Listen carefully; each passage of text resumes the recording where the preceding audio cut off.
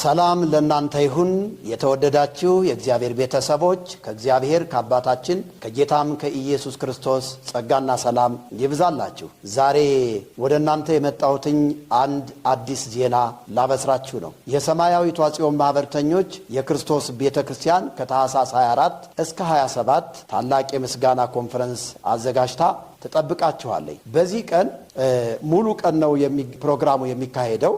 የሚያገለግሉ አገልጋዮች መጋቢ በቀለ ወልደ ኪዳን፣ ዘማሪት ቢሊሴ፣ ዘማሪ ሀብታሙ ሽብሩ፣ ነቢይ አስመሮምና ነቢዩ ዳንኤል 24 እስከ 27 ያገለግሉናል። እኔም በዚህ ስፍራ ላይ እግዚአብሔር በሰጠኝ ጸጋ አገለግላችኋለሁ። ሁሉም የተሐድሶ መርጌቶች ቅኔና ወረብ ማህሌት ለሚገባው ለጌታ ለኢየሱስ ክርስቶስ ያቀርባሉ። በዚህ ስፍራ ሁላችሁም በመገኘት የበረከቱ ተካፋይ እንድትሆኑ እጋብዛችኋለሁ። እወዳችኋለሁ። ሻሎም። ተባርካችኋል።